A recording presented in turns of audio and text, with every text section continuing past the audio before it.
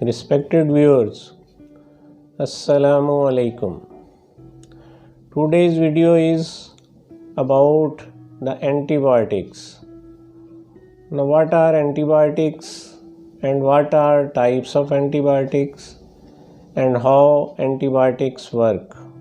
All will be discussed in detail, and I hope this video will provide an important information to the pharma representatives working in different pharmaceutical companies. Viewers, I hope you will like this video and try to share it with your contacts, and also not forget to subscribe my channel. Now, coming to the point, the antibiotics are group of medicines that are used to treat different infections in our body.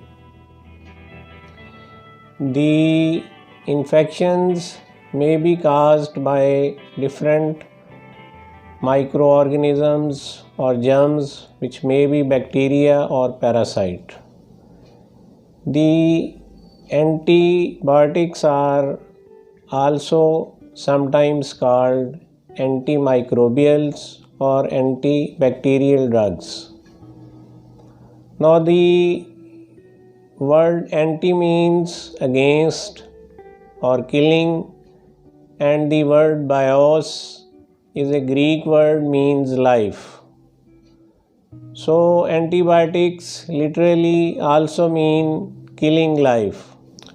The antibiotics are classified on the basis of their spectrum of activity and on the basis of their mechanism of action and on the basis of their chemical structure. Now, each antibiotic is effective against a certain type of bacteria or germ. So, different types of antibiotics are required against different type of infections, and sometimes combined therapy is required. Narrow spectrum antibiotics affect certain type of specific organisms, gram positive or gram negative, and broad spectrum antibiotics covers a wide range of germs. There are three main antibiotic targets in bacteria: the bacterial cell wall or cell membrane, the machinery that makes RNA or DNA of bacteria, the proteins including ribosomes which are required for the development of bacteria. The main types of antibiotics are grouped as penicillins, cephalosporins, macrolides, aminoglycosides, quinolones, sulfonamides, tetracyclines, clindamycins, nitrofurantine, metronidazole, and there is specific class of drugs also which are called anti-tuberculous drugs or ATT drugs. Now here a very brief information will be given about the most antibiotic groups, and later on each group will be discussed in detail. Now, talking about penicillins. Penicillin was discovered in 1928 by a Scottish scientist, a famous scientist, the Alexander Fleming. It was derived from the mold Penicillium rubens.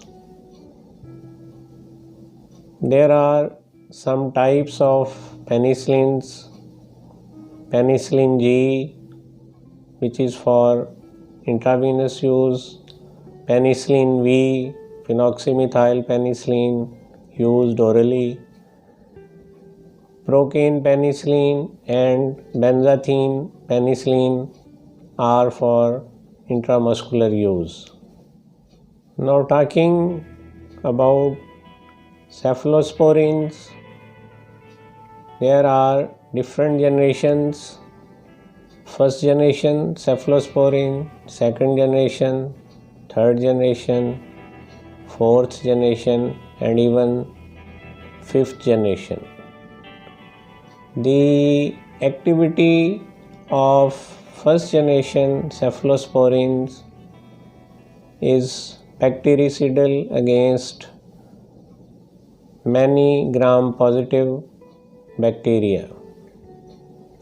Their activity against gram-positive bacteria reduces as the generation increases, second, third, while the activity against gram-negative bacteria, it increases, which means the first generation is more effective against majority of gram-positive bacteria and to some extent gram-negative bacteria, while the second generation is more effective against gram-negative and less effective against gram-positive as compared to first generation.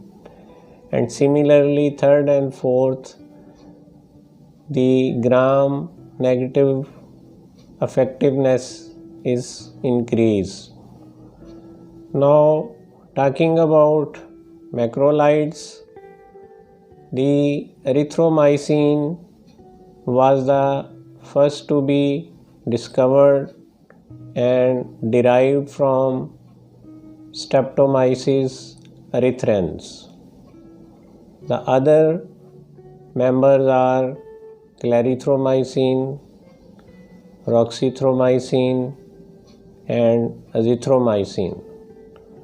Mostly effective against gram-positive cocci and especially intracellular organisms like Mycoplasma, Legionella, and Chlamydia. Talking about aminoglycosides, they are gram-negative antibacterials, and streptomycin is the first aminoglycoside derived from Streptomyces gracilis and used in tuberculosis.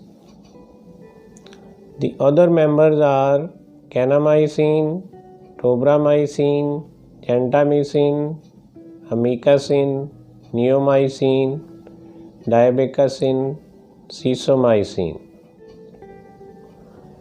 Now talking about the most widely used important group called fluoroquinolones. They are concentration dependent bactericidal antibiotics and have special mechanism of action. They inhibit the activity of DNA gyrase, which is required for the bacterial DNA replication. The older group includes ofloxacin, ciprofloxacin, and norfloxacin, while the newer group has levofloxacin, moxifloxacin, gemifloxacin, while getifloxacin has been abandoned and banned because of its toxic effects. Now talking about sulfonamides, they are bacteriostatic antibiotics and include sulfacetamide, sulfadiazine, sulfadoxime, sulfamethoxazole, and sulfasalazine. Sulfasalazine is used in inflammatory bowel disease. Sulfamethoxazole along with trimethoprim is commonly known as cotrimoxazole. Sulfacetamide is used in eye drops, and silver sulfadiazine is used as creams in buns. The bacterial resistance against sulfonamide are widespread. The tetracyclines are also bacteriostatic antibiotics having activity against certain gram-positive and gram-negative bacteria. The members are chlortetracycline, oxytetracycline, and doxycycline. The clindamycin is a lincosamide antibiotic, also bacteriostatic, and is useful in infections caused by anaerobic bacteria. Now, some antibiotics work by killing of bacteria and are called bactericidal antibiotics, and some antibiotics inhibit the growth or multiplication of bacteria. They are called bacteriostatic antibiotics.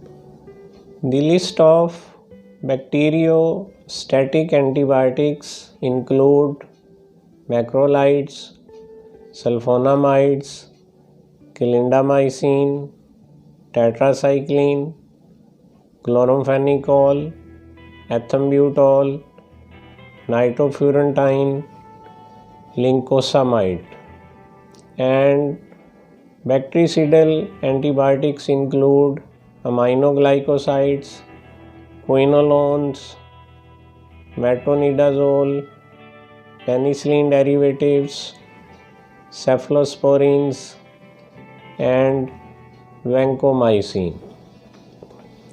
Now, there is another classification of antibiotics, and they are called time dependent antibiotics or concentration dependent antibiotics. Now, the time dependent antibiotics are effective because of the extent of time the antibiotic binds to the microorganisms. The bacterial killing is not increased over a wide range of drug concentration. The concentration dependent antibiotics kill increased number of bacteria with increasing level of drug. The time dependent antibiotics are penicillins, cephalosporins, erythromycin, clarithromycin, clindamycin, vancomycin, and the concentration dependent antibiotics are aminoglycosides, quinolones, metronidazole, azithromycin. The antibiotics can be taken orally by mouth in form of tablets, capsules, or liquids, or it can be administered parenterally in form of injections, both intramuscular or intravenous, or they can be applied locally or topically in form of creams, ointments, or drops in case of eye or nose. Here is a point which needs special explanation, that some antibiotics such as third generation cephalosporin, ceftriaxone with the trade name of Rocephin, it has both preparations for IM use separately and IV use separately. Now the difference between the two preparations is only with the provided distal water with which the antibiotic solution is formed. The IM preparation contains distal water which has lidocaine, which acts as a local anesthetic and prevents the pain due to intramuscular injection because of the acidity of this salt. While in case of IV preparation, the distal water is simple and the solution can be made and injected intravenously. Now the point is this, that the intramuscular preparation, if given incidentally IV, it can cause harmful effects like arrhythmias because of the lidocaine containing in distal water. While if IV preparation is given intramuscularly, it will cause only severe pain but no harmful effect. So special care is required that the IM preparation should not be given incidentally as IV to reduce or to avoid the harmful effect. Now the choice of antibiotic depends upon the part of body which is infected and the type of germ which is supposed to cause that infection. The dosage schedule of antibiotic and how the severe infection is there any history of allergy to antibiotics, or is there any other medication the patient is taking, and how good your liver and kidney are working, and is there any resistant or epidemic in that area depending upon the infectious disease. The correct use of antibiotics is also essential. Some antibiotics should be taken with food and they work better and their absorption is not hampered. And some antibiotics needs to be taken on empty stomach. Now it is also important to take full course of antibiotic in case of any infection. If the treatment is stopped in between or in midway, the germs will not be completely killed or eradicated and become resistant to that antibiotic.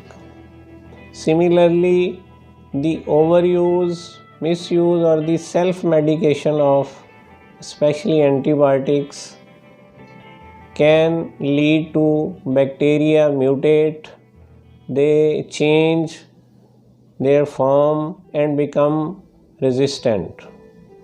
For example, Staphylococcus aureus has become resistant to many antibiotics.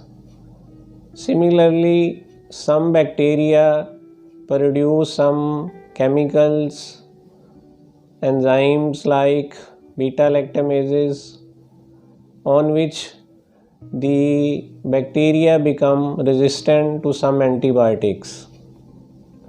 And to treat them, antibiotics has to be given with some other drugs like beta lactamase inhibitors, clavulanic acid, or similarly in case of anti-tuberculous treatment, 2 or more anti-tuberculous drugs are given to overcome the chance of bacterial resistance.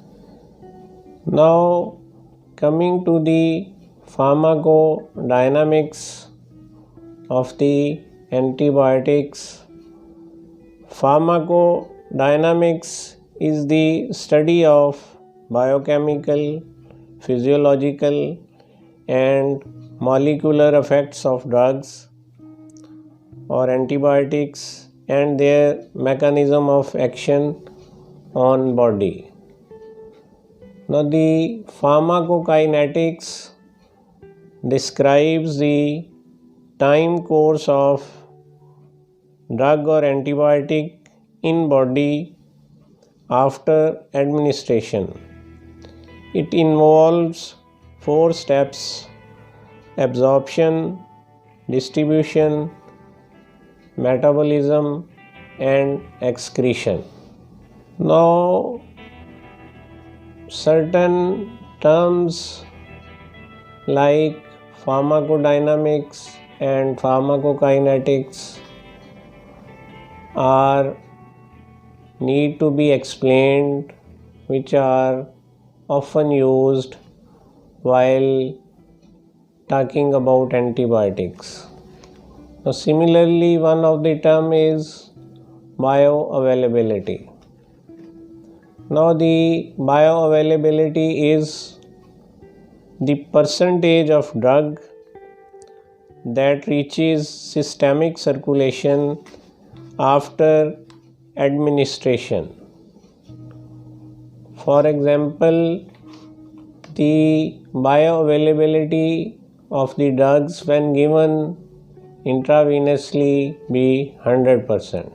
Now talking about onset of action of a drug or antibiotic, it is the time duration a drug takes to show its effect after administration. It depends upon route of administration. When any drug will be introduced or taken as IV or IM will be effective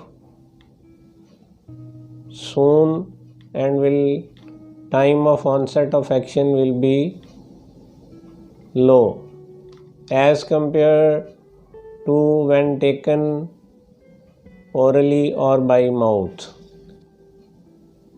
Half-life of drug means is the time period required for an amount of drug to be reduced by 1/2 in body. Now peak plasma concentration means it is the highest level of drug that can be obtained in blood following multiple doses. Talking about minimal inhibitory concentration or called MIC, it is the lowest concentration in microgram per ml of an antibiotic that inhibits the growth of bacteria of a given strain. It is the measure of potency of a drug. Talking about Cmax or maximum concentration, Cmax is that concentration which a drug achieves in specified compartment after administration and before the second dose. Now, talking about adverse reaction. Adverse reaction is an unwanted or harmful reaction following administration of drug correctly. The onset may be sudden or it may develop over time. Now, adverse effect. Adverse effect is, it may be termed as side effect. It is secondary unwanted effect that occurs due to drug therapy.